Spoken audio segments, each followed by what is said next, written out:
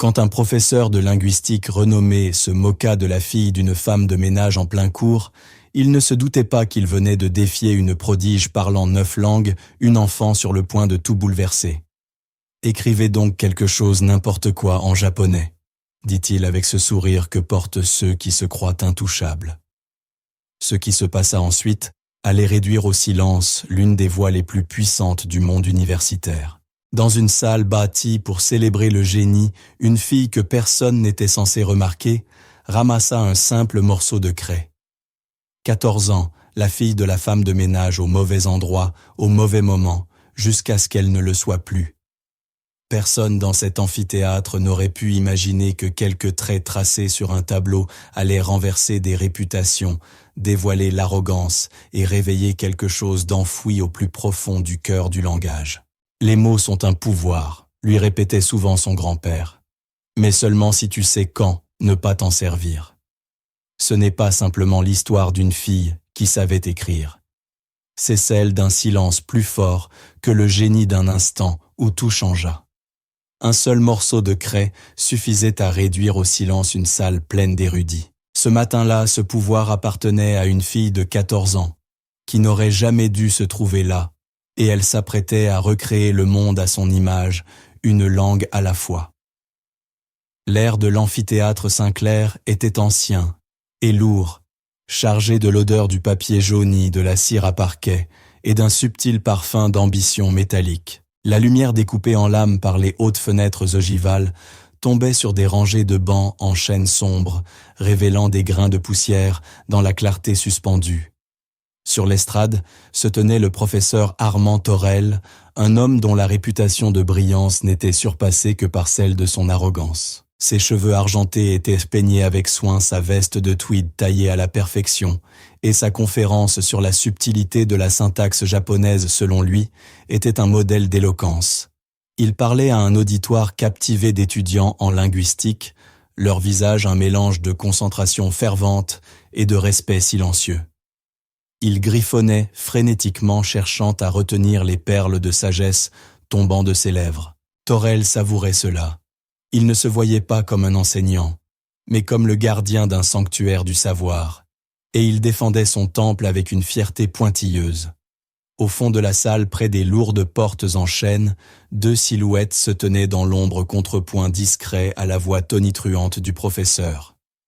Hélène portait un plateau d'argent chargé d'une théière en porcelaine et de tasses destinées aux membres du corps professoral assis au premier rang. Ses gestes précis et mesurés étaient ceux d'une femme rompue à l'art de l'invisibilité. À ses côtés, sa fille Héloïse tenait le vieux sac à main de sa mère.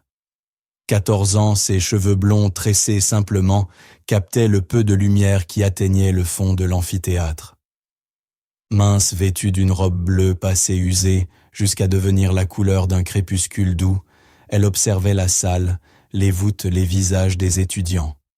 Elle n'était pas intimidée. Elle observait silencieuse, méthodique, comme si elle retenait chaque détail dans un carnet invisible. Sa mère lui avait murmuré dans le couloir « Attends-moi ici, ma chérie. Ce ne sera qu'un instant. Je sers le thé et on s'en va. » Mais un assistant avait insisté pour que le service soit apporté directement à l'intérieur pendant une courte pause, et les voilà désormais au seuil du monde du professeur Torel, un monde qui n'était pas fait pour elle. Torel interrompit sa leçon pour boire une gorgée d'eau. Ses yeux parcoururent la salle et pour la première fois se posèrent sur les 2 silhouettes du fond. Il vit Hélène, la femme de ménage avec son plateau, puis la jeune fille à ses côtés, la robe simple, la tresse, la posture discrète. Un mince sourire cruel effleura ses lèvres, une occasion trop belle pour résister à un petit numéro, pour réveiller son auditoire. « Ah, le service du milieu de cours », annonça-t-il d'un ton mielleux. « Une tradition toujours bienvenue. » Hélène avança muette, les yeux baissés, pour déposer les tasses sur la petite table du corps enseignant. Héloïse resta près de la porte patiente. « Et qui est-ce donc ?» demanda le professeur, sa voix résonnant sous les voûtes. Une nouvelle étudiante peut-être prête à entamer son parcours savant. Quelques rires nerveux parcoururent les premiers rangs d'étudiants. Ils connaissaient l'humeur du professeur et reconnurent aussitôt l'éclat prédateur dans son regard. Hélène s'arrêta la main suspendue au-dessus d'une tasse. « C'est ma fille Héloïse, monsieur, » dit-elle doucement, sans lever les yeux. « Elle m'attend simplement. »« Votre fille, » répéta Thorel en savourant le mot. Son regard glissa de la mère dans son uniforme modeste à la jeune fille vêtue d'une robe délavée. Merveilleux, une introduction précoce au noble couloir de l'université. Il se tourna vers son auditoire et reprit avec emphase. « Comme nous le disions, la langue japonaise n'est pas une simple collection de mots, c'est un art. L'élégance d'un seul caractère kanji peut contenir un monde de sens. Elle exige de la discipline une vie entière d'études. » Puis son regard revint vers Héloïse, son sourire s'élargissant. Peut-être que la jeune demoiselle aimerait participer à une petite démonstration. Hélène se figea. Un nœud d'angoisse se serra dans son ventre. « Monsieur, je vous en prie, » murmura-t-elle. « Nous ne voulons pas déranger. »« Balivernes » tonna Thorel, en agitant la main avec condescendance. « Ce n'est pas une interruption, c'est une occasion d'enseignement. » Il fit signe à Héloïse. « Allons, mon enfant, n'aie pas peur. » Héloïse regarda sa mère, qui secoua imperceptiblement la tête. « Ne fais rien, » disait en ses yeux. « Reste tranquille. » Mais le professeur Thorel était implacable. « Monte donc au tableau, » ordonna-t-il d'un ton qui ne laissait aucune place au refus. « Tu as sûrement déjà vu de l'écriture japonaise dans des dessins animés ou à la télévision. Dessine-nous simplement ce que, selon toi, un mot japonais pourrait ressembler. N'importe quoi, ce sera un petit divertissement charmant pour la classe. » Les rires dans la salle se firent plus francs. Les étudiants comprenaient l'intention du professeur, un moment de comédie légère aux dépens de la fille de la femme de ménage, un jeu inoffensif censé illustrer la difficulté du japonais. Ils voyaient une fille timide, déplacée, qui tracerait sans doute un gribouillis maladroit, preuve du propos du maître. Héloïse sentit la peur de sa mère, le poids des regards braqués sur elle, la certitude arrogante du professeur. Pour lui, elle n'était pas une personne, mais un accessoire. Une fille simple, issue d'un milieu simple, qu'il pouvait utiliser pour amuser ses élèves et flatter son ego. Il ne voyait pas la vérité. Il ne voyait pas les années d'études silencieuses, les heures innombrables passées auprès d'un vieil homme bienveillant, dont les mains, malgré les rides, guidaient encore le pinceau avec une grâce parfaite. Il n'entendait pas la voix douce qui lui expliquait la différence entre les lectures onyomi et kunyomi. Il ne voyait pas la bibliothèque de savoir qui vivait derrière ses yeux bleus tranquilles. Lentement, avec une détermination silencieuse, Héloïse tendit le sac de sa mère à Hélène. Elle inspira profondément comme son grand-père le lui avait appris avant chaque défi difficile. Puis elle quitta l'ombre et s'avança vers l'estrade. L'amphithéâtre se tut aussitôt. Les étudiants se penchèrent en avant, partagés entre malaise et curiosité. Ce serait soit une humiliation totale, soit un moment inattendu de grâce. Héloïse monta sur la scène. Elle la trouva plus vaste qu'elle ne l'imaginait depuis le fond de la salle. Les lumières étaient plus vives, chaque visage du premier rang bien visible.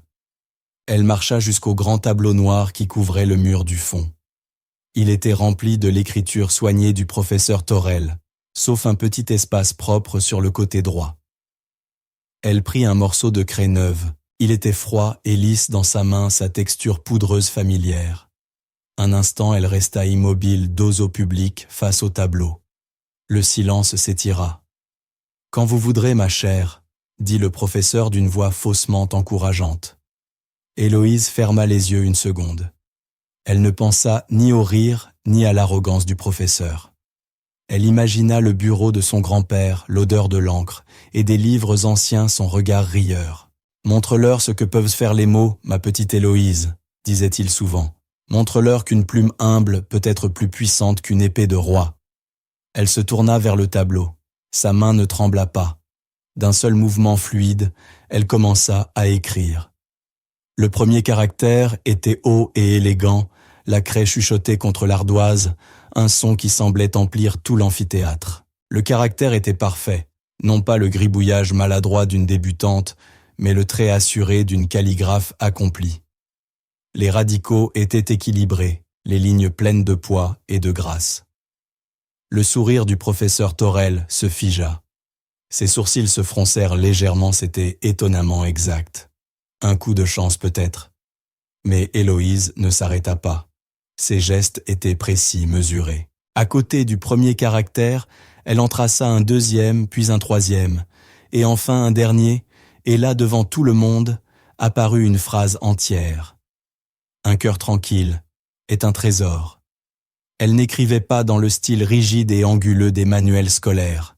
Elle traçait les caractères dans une écriture semi-cursive fluide, où chaque ligne respirait une maîtrise intime et une sensibilité artistique rare. Lorsqu'elle eut terminé, elle reposa la craie dans le porte-craie sans un mot.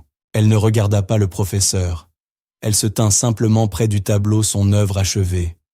Un murmure parcourut la salle. Un étudiant du premier rang, un doctorant qui avait passé 2 étés à Kyoto, souffla à son voisin. « Mon Dieu, ce n'est pas de l'écriture, c'est du shodo. C'est de l'art. » Le professeur Torel fixa le tableau, l'esprit peinant à comprendre ce qu'il voyait. La phrase était un simple proverbe, mais l'exécution, elle était irréprochable. Il avait vu des calligraphes professionnels moins habiles. Il se racla la gorge, cherchant à reprendre le contrôle. « Eh bien, commença-t-il d'une voix un peu tendue, une présentation fort soignée. Vous avez visiblement un certain sens artistique. Une bonne copie de quelque chose que vous avez vu, sans doute. » Il tentait de réduire l'exploit à une imitation, à un simple mimétisme. Mais Héloïse ne daigna pas répondre. Elle reprit la craie. La salle retomba dans un silence attentif. Torel ouvrit la bouche pour lui dire que la démonstration était terminée, mais il était déjà trop tard. Héloïse s'était déplacée vers un autre espace libre du tableau. Cette fois, sa main bougeait autrement, les caractères qui apparurent étaient plus complexes, formant un bloc de texte dense. Ce n'était plus du japonais, mais du chinois des Hanzi traditionnels. Elle y traça une célèbre phrase du Dao De Jing. « Le plus grand son est le silence. La plus grande forme n'a pas de forme. » Le sens ne perdit rien pour les étudiants les plus érudits. C'était une réplique philosophique directe, subtile et implacable. Cette fille silencieuse, presque sans forme, donnait soudain corps à quelque chose de profond. Le professeur Torel était désormais livide. Son sourire condescendant avait disparu, remplacé par une expression d'incrédulité. Le japonais et le chinois partageaient des caractères certes, mais leurs conventions et leur structure étaient radicalement différentes. Écrire les deux avec une telle aisance n'était pas le travail d'une dilettante. « Que signifie tout cela ?» lança-t-il sa voix, perdant son assurance professorale. Héloïse acheva la phrase sans se troubler, puis passa à un nouvel espace du tableau. Sa main traça cette fois les cercles nets et harmonieux de l'écriture coréenne, le hangul, un alphabet phonétique d'une beauté épurée. Elle écrivit « La vérité parle plus fort dans le silence ». L'amphithéâtre entier était maintenant si calme qu'on entendait le bourdonnement des lampes au plafond. Les étudiants ne regardaient plus le professeur. Tous les yeux étaient fixés sur la jeune fille, à la tresse blonde, debout devant le tableau géant, comme si elle en était la maîtresse. Sa simple robe bleue n'évoquait plus la pauvreté, mais la sobriété d'une savante. Au premier rang, une femme d'âge mûr. Madame la professeure Élise Renaud, directrice du département de philologie comparée, retira lentement ses lunettes pour les essuyer.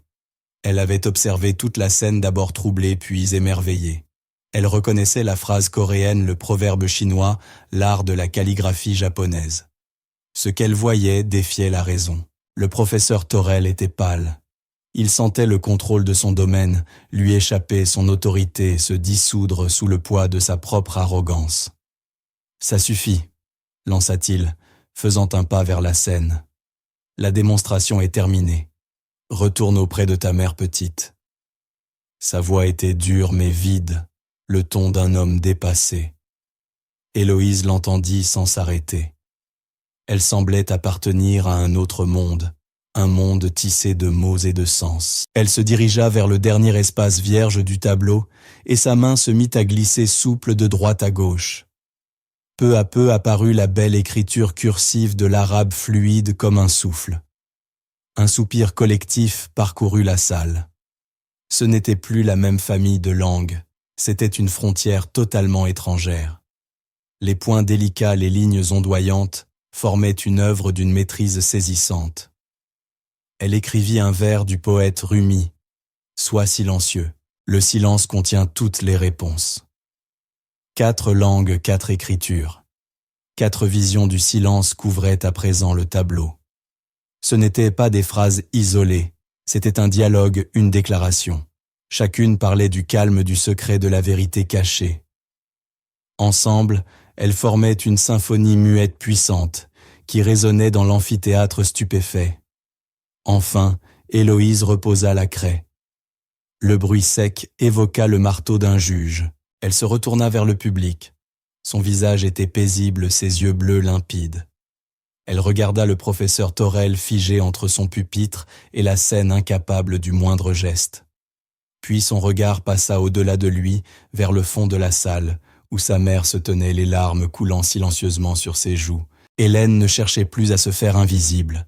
Elle se tenait droite, la main sur le cœur, et contemplait sa fille avec une fierté farouche et infinie, plus éclatante que n'importe quel bruit. Le silence dura longtemps, étiré comme une corde tendue. Ce n'était plus le silence poli d'un amphithéâtre universitaire, mais celui vibrant du pur étonnement. Alors, la professeure Élise Renaud se leva. Son visage exprimait une admiration pure, sans mélange. Elle commença à applaudir lentement avec gravité, non un applaudissement de convenance, mais un hommage. Peu à peu, les étudiants l'imitèrent. Le bruit emplit la vieille salle et déferla sur la scène un son d'émerveillement, d'excuses, de victoire. Le monde venait d'être renversé par une fille de 14 ans, armée d'un morceau de craie. Le professeur Torel restait seul au milieu de la marée d'applaudissements, le visage tendu entre honte et colère. Il avait voulu faire d'elle un exemple, et il y avait réussi, mais pas comme il l'espérait. Peu à peu, les bravos se turent, laissant une tension dense flotter dans l'air. Les étudiants restèrent debout, les yeux fixés sur Héloïse, immobile au bord de la scène. Elle paraissait de nouveau petite, écrasée par le pupitre monumental et le vaste tableau couvert de ses écritures élégantes et multilingues. Mais plus personne ne la voyait comme une enfant. Torel vidé regagna son pupitre comme un naufragé cherche un abri. Il remua des papiers, s'éclaircit la gorge, aucun mot ne sortit. L'autorité qu'il exerçait quelques minutes plus tôt s'était dissipée, ne laissant qu'un homme creux dans un costume trop bien taillé. Ce fut la professeure Renaud qui reprit la parole. Elle s'avança calmement jusqu'au pied de la scène, leva les yeux vers Héloïse et parla d'une voix douce, sans la moindre trace de condescendance, celle d'une véritable savante, mue par une curiosité sincère. « Jeune fille, dit-elle clairement, je m'appelle Élise Renaud. Puis-je te demander ton nom à nouveau ? Héloïse, répondit-elle d'une voix douce mais ferme. Héloïse, répéta Renaud avec un sourire chaleureux, ce que tu viens de faire est extraordinaire, vraiment extraordinaire. Les proverbes que tu as choisis ne sont pas des phrases au hasard. Ils se répondent comme une méditation sur le pouvoir du silence. Elle marqua une pause, observant les 4 écritures distinctes sur le tableau. Où as-tu appris cela ? Avant qu'Héloïse ne puisse répondre, Torel retrouva sa voix dans un dernier sursaut d'orgueil blessé. « Une supercherie !» cracha-t-il, la voix tendue de colère. Elle a mémorisé quelques phrases. Un singe bien dressé pourrait copier des formes. Cela ne veut rien dire. Les étudiants échangèrent des regards gênés. L'accusation amère et vulgaire ne convainquit personne. L'exécution parfaite, la cohérence des proverbes, la maîtrise de 4 systèmes d'écriture si différents, tout cela dépassait largement l'imitation. Héloïse soutint le regard furieux du professeur. Pour la première fois, quelque chose d'autre que le calme traversa ses yeux, non pas la colère, mais une profonde tristesse lucide. Elle voyait en cet homme qui avait consacré sa vie aux mots un être incapable d'en comprendre le sens. Puis elle se tourna vers la professeure Renaud. « C'est mon grand-père qui m'a appris, » dit-elle simplement. « Votre grand-père, » répéta Renaud intrigué. « Était-il calligraphe linguiste ? Un léger sourire mélancolique effleura les lèvres d'Héloïse. « Il a été bien des choses, » répondit-elle. « Soldat puis bibliothécaire. Mais surtout, il a été mon maître. » Au fond de la salle, Hélène s'avança lentement dans l'allée centrale. Toute hésitation avait disparu, remplacée par une détermination tranquille. Elle devait rejoindre sa fille. Elle marcha entre les rangées d'étudiants stupéfaits, les yeux rivés sur Héloïse. « Son grand-père », dit-elle d'une voix légèrement tremblante mais pleine de fierté, était le sergent Michel Calais. Le nom ne disait rien aux étudiants, mais les yeux de la professeure Renaud s'écarquillèrent. « Michel Calais », souffla-t-elle une main sur la gorge. « Le fantôme de Gigel. » Quelques professeurs plus âgés au premier rang échangèrent des murmures. Le grand public ignorait ce nom, mais dans certains milieux militaires et universitaires, il relevait de la légende. Michel Calais avait été cryptographe et linguiste de reconnaissance pendant la guerre d'Algérie, un homme capable de franchir les lignes ennemies, armé seulement de sa maîtrise de multiples langues. Armé de peu de choses, sinon de sa connaissance d'une demi-douzaine de langues et de dialectes, Michel Calais interceptait les communications, traduisait des documents saisis sous le feu ennemi et négociait avec les habitants dans leur propre langue. Son travail avait sauvé des centaines de vies, mais tout fut classifié. Son nom resta enfoui dans des dossiers scellés pendant des décennies. C'était un héros silencieux d'une guerre oubliée. Il est mort il y a 2 ans. Hélène poursuivit, atteignant la scène et prenant la main de sa fille. C'est lui qui a élevé Héloïse après le départ de son père. Il n'avait pas beaucoup d'argent, mais il avait des livres des centaines dans toutes les langues imaginables. Héloïse serra la main de sa mère, puis leva les yeux vers la mer de visage tourné vers elle. Pour la première fois, elle décida de leur montrer non seulement l'écriture, mais la raison de celle-ci. « Il ne m'a pas seulement appris à écrire », expliqua-t-elle, sa voix se raffermissant. « Il m'a appris à écouter. Il disait que chaque langue est une pièce différente d'une même maison. Pour comprendre les gens, il faut avoir le courage d'entrer dans leur pièce et de s'y asseoir un moment. » Elle fit un pas en avant, balayant du regard le tableau couvert de caractères. Il a commencé par le japonais. Il l'a appris d'un camarade de combat d'origine nippone venu de Marseille. Il m'a dit qu'on peut trouver la beauté même dans les heures les plus sombres. Le kanji pour cœur paisible signifie trésor. Il l'a appris dans un camp de prisonniers. L'atmosphère de la salle se transforma, l'admiration devint respect profond et grave. Ce n'était plus une curiosité académique, mais une histoire de survie d'héritage transmis entre les générations. Le chinois, poursuivit-elle en désignant les caractères élégants. Il l'a étudié dans des manuscrits qui l'avaient aidé à sauver d'un monastère bombardé. Il disait que les moines lui avaient appris que les choses les plus importantes sont souvent invisibles. Elle montra ensuite les lignes du hangul coréen. Il aimait le coréen, disait que c'était l'alphabet le plus logique et le plus beau jamais créé. Il l'a appris des villageois qui l'ont caché lorsqu'il fut blessé. Ils partagèrent leur pain alors qu'ils n'avaient rien et ils lui ont appris que la vérité n'a pas besoin de crier pour être entendue. Enfin, son regard se posa sur la calligraphie arabe. Celle-ci, c'est différent. Il ne l'a pas apprise pendant la guerre, mais bien plus tard auprès d'un médecin syrien, le docteur Hamid, qui le soignait à l'hôpital des anciens combattants. Ils passaient des heures à parler, à échanger leurs histoires. Mon grand-père disait que le docteur Hamid lui avait appris que la vraie sagesse commence par l'écoute. Ainsi, elle venait de dévoiler l'âme de son savoir, ce n'était pas un numéro, mais un témoignage. C'était la vie entière de son grand-père, écrite à la craie sur un tableau noir. Le professeur Torel demeurait debout près de son pupitre anéanti.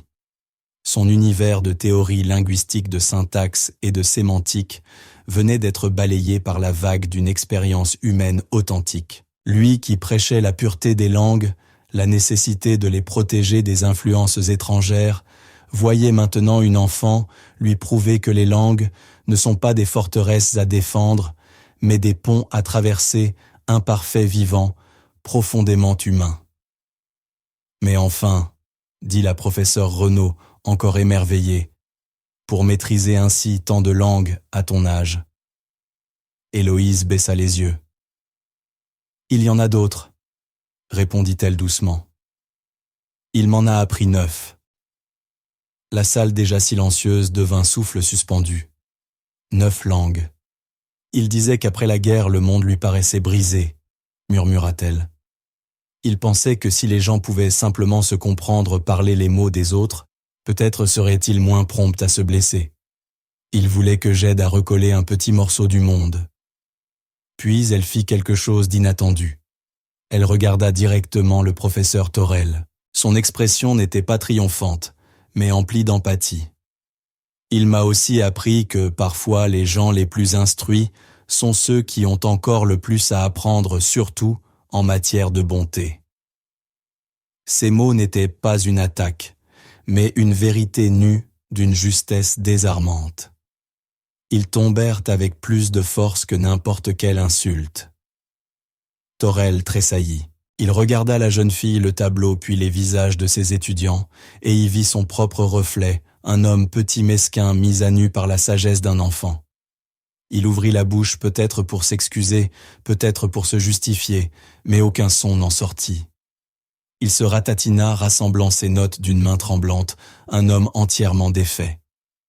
La professeure Renaud s'avança les yeux brillants. « Héloïse Calais, dit-elle d'une voix claire et résolue. L'Université Saint-Clair a un programme pour les jeunes esprits prodigieux. Jamais il n'a été offert à quelqu'un de ton âge, mais je crois que des exceptions doivent être faites. » Elle tendit la main. « Ce serait un honneur de te présenter au doyen. Nous avons beaucoup à discuter. » C'était une offre de nouvelle vie, la clé d'une porte qu'Hélène et sa fille n'avaient jamais osé approcher. Hélène regarda Héloïse, le cœur gonflé d'un amour et d'une fierté si immense qu'il semblait vouloir éclater. Toutes ces années de labeur, de doubles emplois, d'inquiétude pour l'avenir, tout menait à cet instant. Sa fille brillante et silencieuse, ne s'était pas seulement dressée face à un homme méprisant, elle venait de réécrire leur destin. Héloïse regarda la main tendue de la professeure Renaud, puis les visages des étudiants qui la contemplaient à présent avec admiration. Son regard passa sur le professeur Torel, désormais réduit, puis vers le tableau, vers l'héritage de son grand-père écrit en poussière éphémère. Elle était entrée ce matin-là comme la fille de la femme de ménage invisible et muette. Elle en sortirait comme Héloïse Calais, la jeune fille, qui parlait 9 langues et portait en elle la sagesse d'un héros silencieux. Elle prit la main de la professeure Renaud, et se faisant sentit le soleil du matin désormais plus haut, réchauffer doucement son visage. Cette matinée extraordinaire n'était pas encore terminée, un nouveau chapitre commençait. Héloïse, sa mère et la professeure Renaud s'avancèrent vers la sortie, laissant le professeur Torel seul sur sa scène, un maître réduit au silence, dans ce qui venait enfin de devenir sa leçon. En remontant l'allée, les étudiants s'écartèrent, formant un passage. Les murmures qui les accompagnaient n'étaient plus moqueurs, mais empreints de respect. « As-tu vu ses mains ? Pas un tremblement. 9 langues. Moi j'ai du mal avec mon option d'italien. C'est la chose la plus incroyable que j'ai jamais vue dans un amphi. » Le professeur Torel les regardait s'éloigner, les jointures blanchies sur le bois du pupitre. Son esprit était un tourbillon d'humiliation et d'incrédulité. Il avait bâti toute sa carrière sur une aura d'intelligence intouchable, publié des articles, présidé des comités, méprisé les esprits qu'il jugeait inférieurs. Et en moins de 10 minutes, tout son monde venait d'être anéanti par une enfant armée d'un morceau de craie. Il fixa le tableau, ces phrases qui semblaient le juger. Un cœur paisible est un trésor. La plus grande forme n'a pas de forme. La vérité parle plus fort dans le silence. Sois silencieux. Le silence contient toutes les réponses. Ce n'était pas une démonstration linguistique, c'était une histoire en 4 actes. Et lui en était le méchant. Une présence à son côté le fit sursauter. C'était le professeur Jacques Genin, historien au ton sec, qui avait assisté à toute la scène depuis le premier rang. Il observait le tableau d'un air indéchiffrable. « Remarquable, dit-il calmement. Je ne t'ai pas vu aussi muet depuis que le doyen a refusé ton article sur les infinitifs disjoints. » Torel lui lança un regard venimeux. C'était une mise en scène, Jacques, un tour préparé à l'avance. Vraiment, répondit Genis en se tournant vers lui. L'arabe était parfait. Le proverbe coréen impeccable dans son contexte. La calligraphie seule demande des années de pratique. Et son grand-père Michel Calais. J'ai lu les dossiers déclassifiés de son unité pour mes recherches sur le renseignement pendant la guerre froide. Ce n'était pas qu'un linguiste, c'était un prodige. On dirait qu'il lui a transmis son don. Il désigna le tableau. Tu lui as demandé d'écrire un mot japonais pour amuser la classe, pour démontrer à quel point la connaissance est rare, réservée à quelques élus comme nous. Mais elle t'a répondu à sa manière que le savoir n'est pas une arme pour humilier les autres. C'est un héritage, un pont, une histoire. Torel resta muet. Les mots de Genin étaient trop justes. Il avait toujours vu son intelligence comme un signe de supériorité, un outil de domination. Il collectionnait les langues comme un roi collectionne des bijoux pour les exhiber, non pour comprendre le monde. « Tu l'as sous-estimé, Armand, » dit Genin, sa voix désormais adoucie par la pitié. « Tu as vu l'uniforme de sa mère et la robe simple de la fille, et tu as cru savoir qui elles étaient, avant même qu'elles ne prennent la craie. C'était ta première erreur. La seconde, c'était de lui donner la craie. » Sur ces mots, il tourna les talons et quitta la salle, laissant Torel seul face à son orgueil brisé et aux preuves de sa défaite. Pendant ce temps, dans le grand couloir baigné de soleil à l'extérieur de l'amphithéâtre, la professeure Renaud marchait aux côtés d'Hélène et d'Héloïse. Son excitation première s'était muée en une détermination sereine. Le programme des jeunes savants est destiné aux étudiants universitaires, bien sûr, expliquait-elle. Mais sa charte autorise des exceptions remarquables. Et je crois que nous serons tous d'accord, Héloïse, pour dire que tu en es une. Hélène était bouleversée. Un programme universitaire, mais elle n'a même pas terminé le lycée. Nous n'en aurons jamais les moyens. Hélène, dit doucement la professeure Renaud, en posant une main apaisante sur son bras. Nous ne parlons pas de frais d'inscription. Nous parlons d'une bourse complète à location pour les livres, logements, tout. L'université recevrait bien plus qu'elle ne donnerait. Des esprits comme celui de votre fille n'apparaissent qu'une fois par génération. Héloïse restait silencieuse, écoutant ces deux femmes discuter de son avenir comme s'il était déjà scellé. Une part d'elle se sentait étourdie d'espoir. Toutes ces nuits passées à lire à la lumière d'une lampe, à dévorer les livres de son grand-père, à explorer des mondes à travers leur vocabulaire et leur grammaire, jamais elle n'aurait imaginé que cela l'amènerait ici. C'était toujours resté un monde intime, un jardin secret, qu'elle partageait avec sa mémoire. Mais une autre part d'elle ressentait une légère tristesse. Tout allait si vite. Son grand-père lui avait appris le monde, mais aussi à s'en méfier. Il lui avait dit comment les institutions, les armées, les gouvernements, même les universités, pouvaient tenter de s'approprier le don d'un individu pour le transformer en outil. « Que devrais-je faire ?»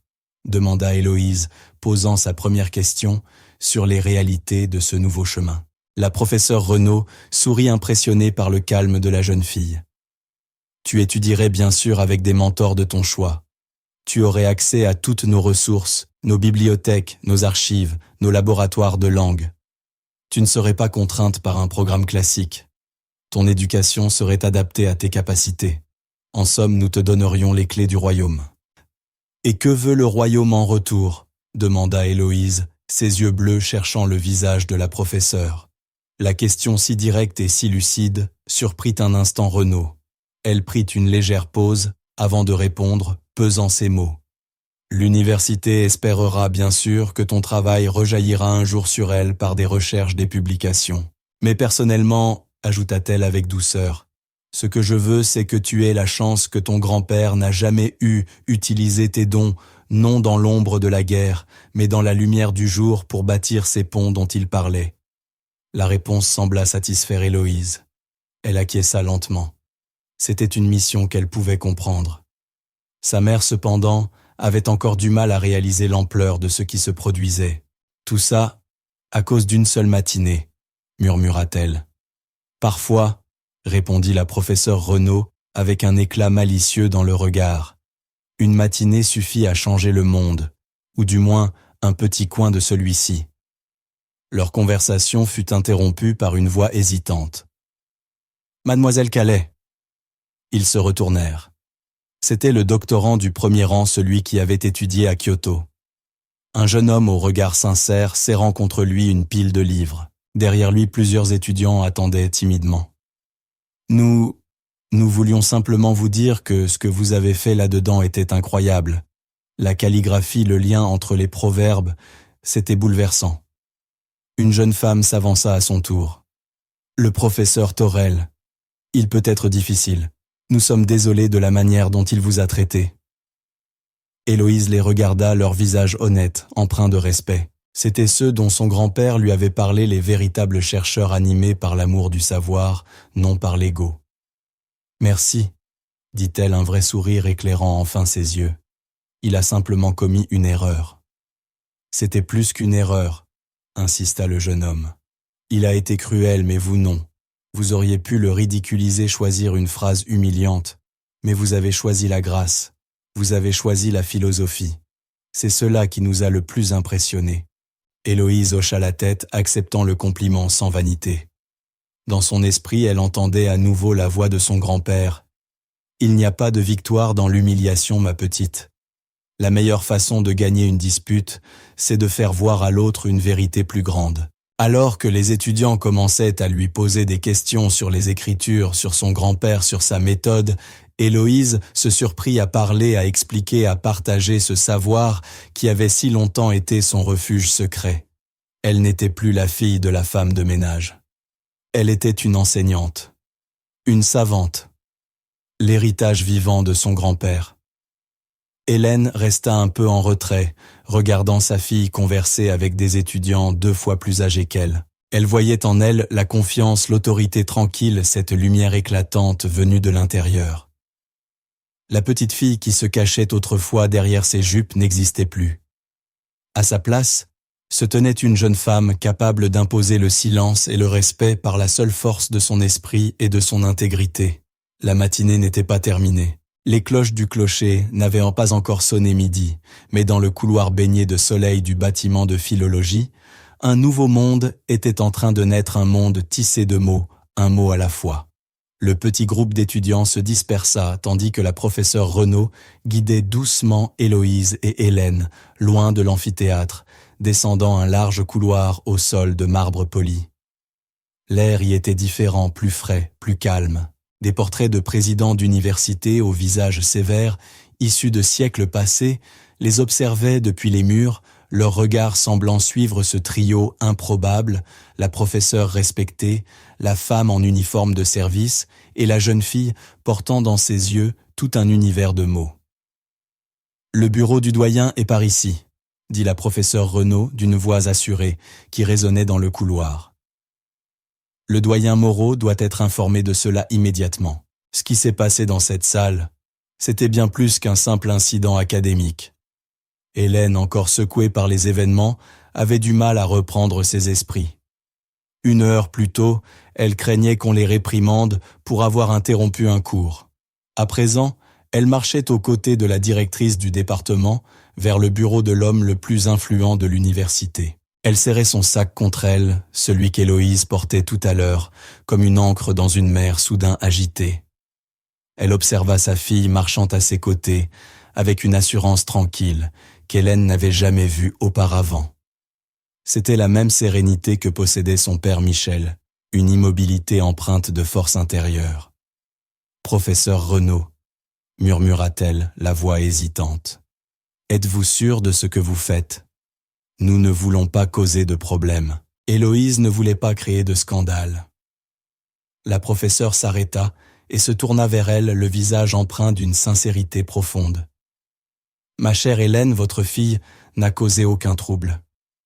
Elle a révélé une vérité. Et les universités sont précisément faites pour cela, révéler les vérités, non les cacher. Vous n'avez rien à regretter. » Elle se tourna ensuite vers Héloïse. « Et toi non plus.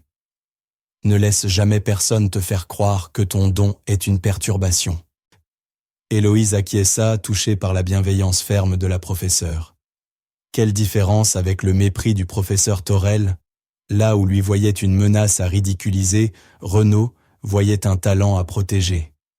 Elles arrivèrent devant 2 grandes portes en chêne massif surmontées d'une plaque de laiton gravée « Bureau du doyen ». La professeure frappa une fois, puis poussa doucement la porte, les invitant à entrer. Le bureau était vaste, baigné de lumière, filtrant par une grande baie vitrée, donnant sur la cour principale de l'université. Les murs étaient couverts de livres, non pas les éditions usées d'un foyer modeste, mais des volumes reliés de cuir aussi anciens que l'institution elle-même. Au centre trônait un large bureau en acajou derrière lequel se tenait un homme au visage bienveillant mais fatigué, les cheveux gris clairsemés. C'était le doyen Moreau. Il se leva dès qu'elles entrèrent, ses yeux se posant aussitôt sur Héloïse. Il semblait déjà informé de la situation. Son expression n'était pas la surprise, mais une curiosité mêlée d'attente. « Éléonore, » dit-il avec chaleur, « merci d'être venue si rapidement. » Son regard se tourna vers Hélène et sa fille. « Vous devez être Madame Calais et Héloïse. Je vous en prie, asseyez-vous. » 2 fauteuils de cuir moelleux faisaient face au bureau. Pour Hélène, s'y asseoir revenait à pénétrer dans un autre monde. Elle resta droite à peine posée sur le bord du siège. Héloïse, elle s'installa calmement les mains jointes sur les genoux, observant le doyen avec la même concentration silencieuse qu'elle avait eue dans l'amphithéâtre. « J'ai reçu un courriel des plus enthousiastes d'un de vos doctorants, Éléonore. » commença le doyen, un léger sourire aux lèvres. Il contenait une photo d'un tableau couvert d'écritures et une série de superlatifs que je n'avais pas lus depuis que notre équipe de rugby a gagné le championnat en 98. Son ton redevint grave. Il m'écrivait qu'une jeune fille venait de donner la leçon de linguistique la plus remarquable qu'il ait jamais entendue. Je suppose que c'était vous, mademoiselle. Héloïse assistait au cours du professeur Torel, expliqua la professeure Renaud en s'asseyant. Elle raconta alors les événements du matin, l'invitation condescendante de Torel, puis la réponse éclatante de la jeune fille. Elle ne chercha ni à enjoliver, ni à dramatiser. Les faits se suffisaient à eux-mêmes. Pendant qu'elle parlait, le doyen Moreau écoutait sans interruption. Ses yeux restaient fixés sur Héloïse, cherchant à lire en elle. Il ne voyait ni arrogance ni vanité enfantine, mais une intelligence calme et ancienne, la profondeur d'une âme déjà mûre. Quand la professeure eut terminé, un silence solennel s'installa. « Incroyable !» murmura le doyen secouant la tête d'émerveillement. « Son grand-père était bien Michel Calais, avez-vous dit ?»« Oui, » répondit Hélène d'une voix tremblante. « Mon père. »« Je le connaissais de nom, » dit le doyen avec une nuance de respect. L'université conserve dans ses archives un petit dossier en partie classifié sur ses travaux pendant la guerre.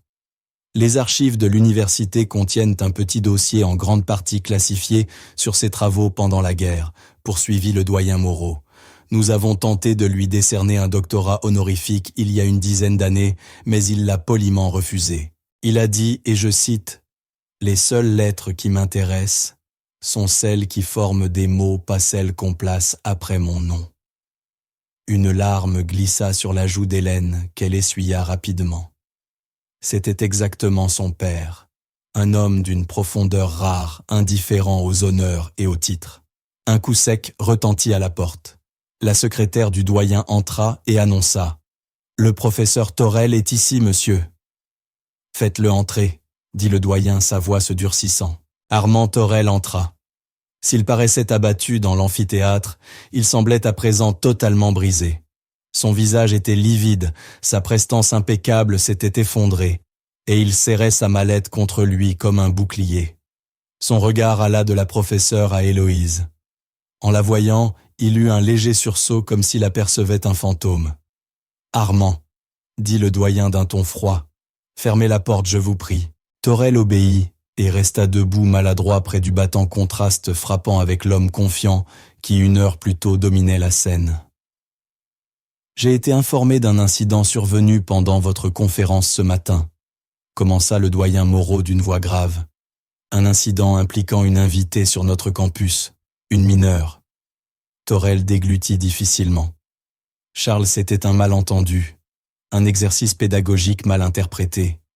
Un exercice pédagogique, répéta le doyen, chaque mot glacé.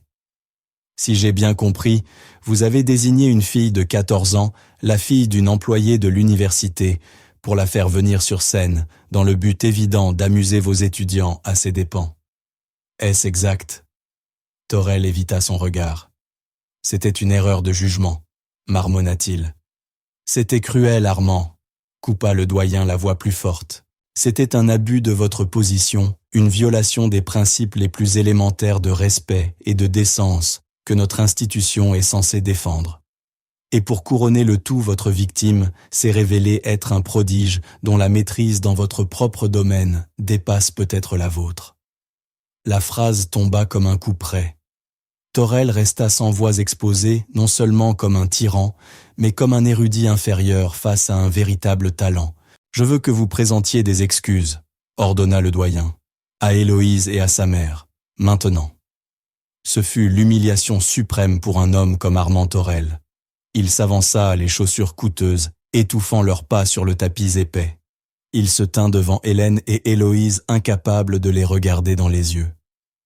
Je m'excuse, balbutia-t-il, chaque mot lui brûlant la bouche. Mon comportement était inapproprié. L'excuse sonnait creux contrainte, et chacun le savait. Mais Héloïse se contenta d'acquiescer. Elle n'avait pas besoin de son remords. Sa victoire n'avait jamais été contre lui, c'était un hommage à son grand-père.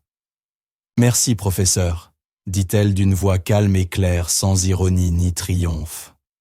Ce simple remerciement empreint de dignité fut plus accablant qu'aucune colère. Elle se plaçait désormais sur un plan que Torel ne pourrait jamais atteindre. « Vous pouvez disposer Armand », conclut le doyen, la voix tranchante. « Nous parlerons plus tard de l'avenir de vos interventions à l'université. En attendant, je vous conseille de méditer sur la différence entre éducation et arrogance. » Sans un mot, Torel quitta le bureau. La lourde porte de chêne se referma dans un bruit sec, scellant sa disgrâce. La tension dans la pièce s'évapora aussitôt. Le doyen Moreau soupira longuement avant de tourner à nouveau son attention vers Héloïse, son expression redevenue bienveillante. « Maintenant, dit-il avec un vrai sourire, parlons de votre avenir. La professeure Renaud a recommandé votre admission immédiate au programme des jeunes savants. Comme vous l'imaginez, c'est sans précédent, mais votre situation l'est tout autant. » Il ouvrit un tiroir et sortit un dossier. Ce programme comprend une bourse complète pour 4 ans, couvrant tous les frais d'inscription et de scolarité. Il inclut une allocation pour les dépenses de vie, une aide pour les livres, ainsi qu'un logement sur le campus. Si vous le souhaitez, un mentor principal vous sera attribué. Je soupçonne que la professeure Renaud sera la première sur la liste et vous serez libre d'assister à n'importe quel cours de cette université à tout niveau pendant que nous élaborerons un programme personnalisé pour vous. Hélène étouffa un cri de stupeur. C'était bien plus qu'elle n'aurait jamais osé rêver pour sa fille. C'était un billet d'or, une clé vers un monde qu'elle n'avait jusque-là fait que nettoyer et servir. Les années de travail acharné d'économie et d'inquiétude s'effaçaient soudain devant la lumière éclatante de l'intelligence d'Héloïse. Le soulagement fut si immense qu'Hélène se mit à pleurer des larmes silencieuses de joie et de gratitude coulant sur son visage. Héloïse se pencha et prit la main de sa mère. Puis, elle leva les yeux vers le doyen, le visage sérieux. « Mon grand-père disait toujours qu'un don ne se mesure pas à ce qu'on possède, mais à ce qu'on en fait, » dit-elle calmement. « Qu'attendez-vous que je fasse de celui-ci » Le doyen Moreau s'appuya contre le dossier de son fauteuil, à nouveau impressionné par la maturité de la jeune fille. « C'est la meilleure question qu'on m'ait posée depuis des années, Héloïse, » répondit-il. Ce que nous attendons de toi, c'est que tu apprennes, que tu grandisses, que tu suives ta curiosité où qu'elle te mène. Nous espérons que tu sauras pousser tes professeurs à dépasser les limites de notre savoir et que tu partageras tes découvertes avec le monde. Nous ne t'offrons pas un emploi. Nous t'offrons une opportunité. Ce que tu en feras dépendra de toi. Il fit glisser le dossier vers elle. Il y a des formalités, bien sûr, des papiers à signer, mais en somme, Héloïse Calais, l'Université Saint-Clair, serait honorée de t'accueillir comme sa plus jeune érudite. La place est à toi si tu la veux. Héloïse regarda le dossier, puis sa mère en larmes, puis le sourire bienveillant de la professeure Renaud. Le chemin de sa vie venait de bifurquer d'une façon aussi soudaine qu'irréversible. La vie tranquille et studieuse qu'elle avait connue s'achevait. Une autre bien plus vaste commençait. « J'accepte », dit-elle d'une voix douce mais ferme. « Merci. » La marche depuis le bureau du doyen à travers les pelouses parfaitement entretenues du campus parut irréelle. Le soleil de fin de matinée réchauffait leurs visages. Des étudiants étaient étendus dans l'herbe, lisant, riant, discutant, leurs voix formant un murmure léger dans l'air. Une heure plus tôt, ce monde semblait hors de portée, un lieu où Héloïse et sa mère n'étaient que des silhouettes invisibles au service des autres. À présent, il allait devenir le sien. Hélène avançait comme dans un rêve, serrant le dossier de bourse contre elle, comme un texte sacré. Elle ne cessait d'en ouvrir les pages, relisant la première ligne, pour s'assurer que tout cela était bien réel. « Une bourse complète », murmura-t-elle pour la 10e fois. « Héloïse, tu te rends compte, tu n'auras plus jamais à t'inquiéter. Tu pourras simplement apprendre. »« Je sais, maman », répondit doucement Héloïse, passant son bras sous le sien. Elle sentait trembler l'émotion dans le corps de sa mère. Elles s'arrêtèrent à l'ombre d'un grand chêne, à la lisière du campus. Derrière elles, les bâtiments de pierre de l'université, devant les rues familières de la ville. C'était comme se tenir à la frontière entre deux mondes. « Ton grand-père serait si fier », dit Hélène d'une voix chargée d'émotion. « Il l'a toujours su. Il disait toujours que tu avais un esprit à part. » Elle regarda sa fille, vraiment regarda, comme si elle la voyait pour la première fois. « Je me souviens, tu avais 6 ans. Il essayait de t'apprendre les mots chat et chien, et tu t'ennuyais. Tu as pointé l'un de ses vieux livres, un qu'il avait rapporté de ses voyages, et tu lui as demandé ce qu'était cette étrange écriture. » Héloïse sourit, le souvenir revenant. « C'était son exemplaire du Mahabharata, dit-elle. »« C'est ça, » confirma Hélène. « Écrit dans cette belle écriture compliquée. Il t'avait dit que cela s'appelait le Devanagari et que la langue était le sanskrit. Il avait ajouté que c'était très ancien, très difficile. Il pensait que ça te passerait. » Elle laissa échapper un petit rire tremblant. « Le lendemain matin, il est entré dans le salon et tu étais assise par terre avec un crayon et une feuille. Tu avais recopié le premier caractère de la couverture. Il était maladroit, les proportions fausses, mais il était parfait. Il s'est agenouillé près de toi et t'a demandé ce que tu avais dessiné. » Leurs regards se croisèrent. « Tu te souviens de ce que tu lui as dit ?» demanda Hélène. Héloïse hocha la tête.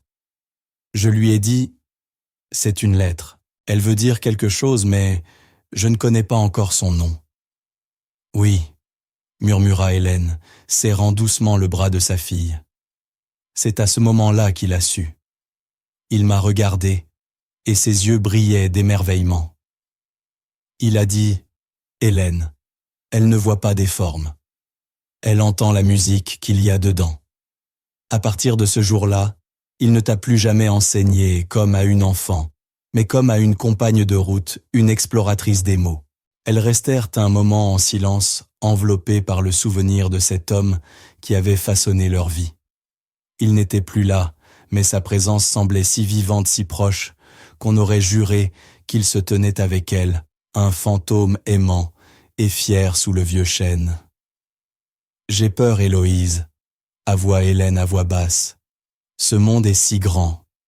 Ces gens, ils ne sont pas comme nous. »« Ce sont juste des gens, maman, » répondit doucement Héloïse, sa voix ferme et apaisante. « Certains sont comme le professeur Torel, d'autres comme la professeure Renaud. Il suffit d'apprendre à faire la différence. » Elle esquissa un sourire. « Grand-père m'a appris comment. Il m'a appris à écouter. Tu dois écouter non seulement ce que les gens disent, mais aussi les mots qu'ils ne disent pas, » expliqua Héloïse doucement. « Observe leur grammaire. Ceux qui donnent beaucoup d'ordres et de déclarations pensent qu'ils possèdent le monde. Ceux qui posent des questions sont ceux qui apprennent encore. Moi, je préfère rester avec ceux qui apprennent. » Hélène regarda sa fille de 14 ans et sentit une vague d'émerveillement l'envahir. Quand était-elle devenue si sage? Elle avait été si occupée à travailler à maintenir un toit au-dessus de leur tête et de la nourriture sur la table qu'elle n'avait pas vu l'incroyable jeune femme que sa fille était déjà en train de devenir. « Allez, maman », dit Héloïse en tirant doucement son bras. « Rentrons à la maison. Je crois qu'on a eu assez d'émotions pour une matinée. » Lorsqu'elles descendirent du trottoir et quittèrent les terrains de l'université, cela ne ressemblait pas à un départ, mais à une promesse. La promesse qu'elle reviendrait non plus comme servante, mais comme égale. La famille Calais retournait dans le monde, et cette fois, elle ne serait plus invisible. Leur appartement se trouvait au 3e étage d'un immeuble de briques modeste, qui avait connu des jours meilleurs. Mais à l'intérieur, c'était un sanctuaire. Petit meublé de briques et de brocs, mais d'une propreté méticuleuse. Et partout, il y avait des livres sur les étagères empilés sur les tables, débordant des paniers d'osier. C'était le seul luxe qu'Hélène s'autorisait, la seule richesse qu'elle partageait vraiment. C'était l'héritage de Michel Calais, une bibliothèque du monde entier entassée dans 2 pièces exiguës. Dès qu'elles franchirent la porte, le poids de la matinée sembla s'alléger. La grandeur du bureau du doyen et la tension de l'amphithéâtre s'effacèrent, remplacées par la chaleur familière du foyer. Hélène alla dans la petite cuisine et mit la bouilloire sur le feu, un geste qui la ramenait à la réalité. « Voilà », annonça-t-elle, d'une voix redevenue plus légère. « Tout va mieux après une tasse de thé. » Héloïse entra dans sa chambre. Ce n'était guère plus qu'un placard avec une fenêtre, un petit lit, un simple bureau en bois et des étagères qui couvraient chaque centimètre de mur construite de la main même de son grand-père. C'était son vrai refuge, le cœur de son univers. Là, elle était entourée de ses plus vieux amis, Homère en grec, Cervantes en espagnol, Tolstoï en russe, les poèmes de Li Bai en chinois. Elle fit glisser ses doigts sur les dos des livres, retrouvant dans leur texture un apaisement familier. Son regard tomba sur la couverture bleue usée du Mahabharata. Elle le tira de l'étagère. Les pages fines et souples sentaient le papier ancien et l'encens de santal. Elle le porta à son bureau et s'assit. Dans un cadre posé à côté, une photo en noir et blanc montrait un jeune homme en uniforme, les yeux pleins de bienveillance et d'intelligence, un sourire discret aux lèvres, son grand-père. Héloïse plaça à côté de la photo les papiers de la bourse venus du bureau du doyen. Ces documents officiels semblaient presque déplacés dans cette pièce, remplie d'histoires anciennes et de silences studieux. Elle ouvrit le vieux poème épique. Son grand-père lui avait expliqué que le sanskrit était la langue des vibrations de l'univers, une langue parfaite où le son et le sens ne faisaient qu'un. Il avait commencé à la lui enseigner durant la dernière année de sa vie, et elle avait poursuivi seule, y voyant le lien le plus direct qui la rattachait à lui. Pour elle, ce n'était pas qu'une langue, c'était une méditation. Elle prit un stylo et un carnet vierge. Elle ne pensait ni au professeur Torel, ni au doyen Moreau, ni à la proposition qui venait de bouleverser son destin. Elle fit le vide comme son grand-père le lui avait appris. Elle se concentra sur le présent, la sensation du stylo dans sa main, la texture du papier, le sifflement lointain de la bouilloire dans la cuisine. Puis, elle commença à écrire. Elle ne copiait pas le texte. Elle formait les lettres de mémoire, les laissant couler librement. L'écriture Devanagari était une splendeur, une ligne horizontale solide, du haut de laquelle pendaient des signes comme de fines pierres précieuses.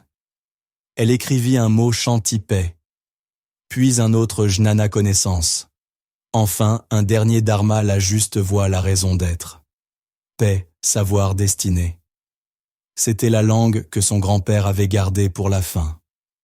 Il disait qu'après avoir appris à parler toutes les langues du monde, il fallait apprendre celle qui parle à l'âme. En écrivant, le tumulte de la matinée s'apaisa enfin en elle. L'humiliation ressentie pour sa mère, le choc de la confrontation, la perspective vertigineuse de sa nouvelle vie, tout cela se fondit en un seul sentiment limpide, la gratitude. Elle était reconnaissante envers le professeur Torel car sans sa cruauté, son don serait resté caché. reconnaissante envers la professeure Renaud et le doyen Moreau, car eux l'avaient vue, elle, pas une caricature, pas une anomalie, mais une âme capable d'écouter la musique des mots. Mais surtout, elle était reconnaissante envers l'homme silencieux sur la photographie, celui qui lui avait transmis, bien plus que des langues, une philosophie de vie. Il l'avait préparée à une bataille dont elle n'avait même pas conscience qu'elle devrait un jour la mener. Hélène apparut sur le pas de la porte tenant 2 tasses de thé fumant. Elle ne dit rien. Elle resta simplement là, observant sa fille pendant un moment. Elle vit la concentration intense, la grâce de ses gestes, cette façon d'habiter un monde à part. Le sanskrit était la seule langue qu'Hélène ne reconnaissait pas, celle qui semblait la plus sacrée, la plus mystérieuse. C'était la dernière conversation intime entre sa fille et son père. Elle entra et posa une tasse sur le bureau. « Qu'est-ce que tu écris » demanda-t-elle doucement. Héloïse leva les yeux de son carnet, ses yeux bleus calmes et limpides. « Je me rappelle simplement ce qui compte vraiment » répondit-elle. Elle fit glisser le carnet vers sa mère. Hélène contempla les 3 mots magnifiques, étrangers et harmonieux. « Paix » traduisit Héloïse. « Connaissance et raison d'être » Hélène posa une main sur l'épaule de sa fille, le cœur débordant. C'était là le véritable fruit du travail de toute une vie de Michel Calais, non seulement une petite fille capable de parler 9 langues, mais une jeune femme qui comprenait le sens profond des mots. Dehors, les cloches de la tour de l'université commencèrent à sonner. Leurs notes graves et résonnantes marquaient les heures 1, 2, 3, jusqu'à midi. La matinée touchait à sa fin. Héloïse regarda tour à tour son carnet, les papiers officiels, et enfin le visage souriant de son grand-père sur la photo. Une nouvelle aventure allait commencer, un chemin pavé des mots du monde entier. Et elle était prête à l'emprunter. Et c'est ainsi que s'achève notre histoire pour aujourd'hui. Chaque fois que j'en partage une, j'espère qu'elle vous permet de vous évader un peu, de flotter hors du quotidien. Dites-moi ce que vous faisiez en écoutant, peut-être en vous relaxant après le travail sur la route de nuit ou en profitant d'un moment de calme. Laissez un mot dans les commentaires, je les lis vraiment tous. Et si vous souhaitez que nos chemins se recroisent, un simple « j'aime » ou un abonnement fait une grande différence. Nous cherchons toujours à améliorer nos récits, alors n'hésitez pas à partager vos impressions ci-dessous. Merci d'avoir passé ce moment avec nous.